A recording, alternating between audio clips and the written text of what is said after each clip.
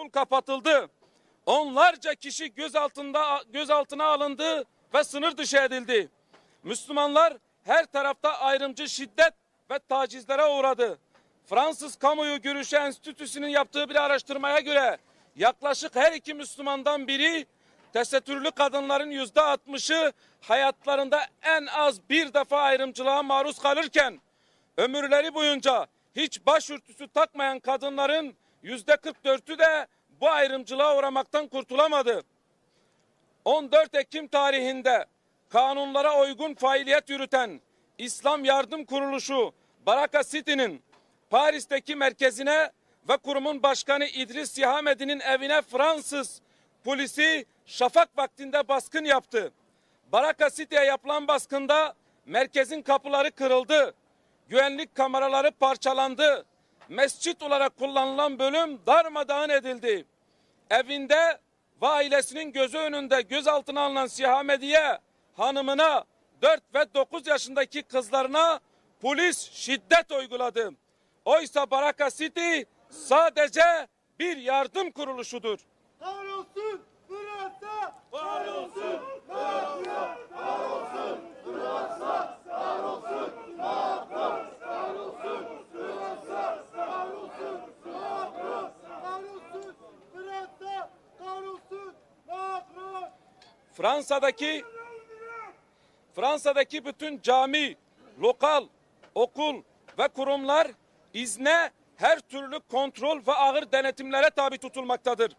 İslam'a ve kutsal değerlerine her türlü hakaret ve düşmanlık himaye görürken Filistin'i işgal eden, Filistin'in halkına soykırım uygulayan Siyonist rejimi eleştirmek ise antisemitizm diye yasaklamıştır. Bununla birlikte Fransa Başkanı Macron, Fransa Müslümanı adıyla kendilerine göre bir Müslüman tipi oluşturmaya çalışmaktadır. İçişleri Bakanı ise market raflarında helal gıda reyonunun bulunmasını hazmedemediğini, Charlie Hebdo'nun rezil karikatürlerinin okullarda öğrencilere gösterileceğini ve kitaplara girebileceğini söylemektedir. Tekbir! Allahu Ekber! Tekbir! Allahu Ekber! Tekbir! Allahu Ekber! Allahu Ekber! Allahu Ekber! Allahu Ekber! Ya Allah! Bismillah! Allahu Ekber! Bütün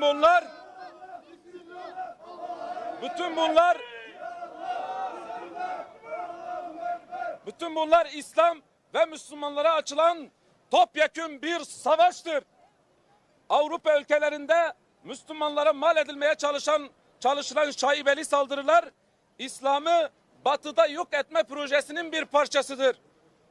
Avrupa ve Fransa İslam'a karşı açtığı bu savaşı kazanamayacaktır.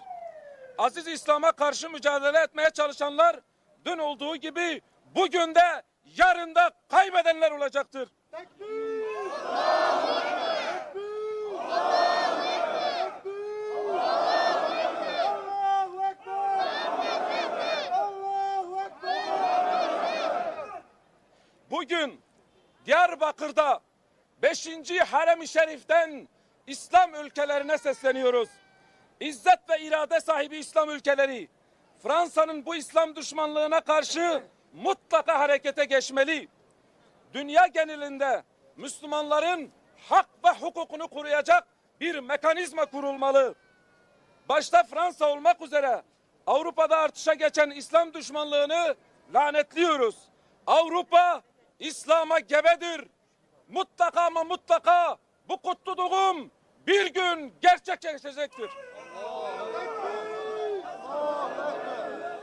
Tekbir! Allahu Ekber! Tekbir! Allahu Ekber!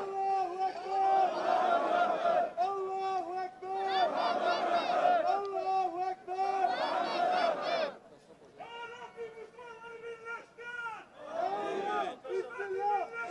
Evet, teşekkür ediyoruz tüm basına, kamuoyuna ve tüm kardeşlerimize teşekkür ediyoruz. Sakin bir şekilde dağılabiliriz. Allah hepinizden razı olsun.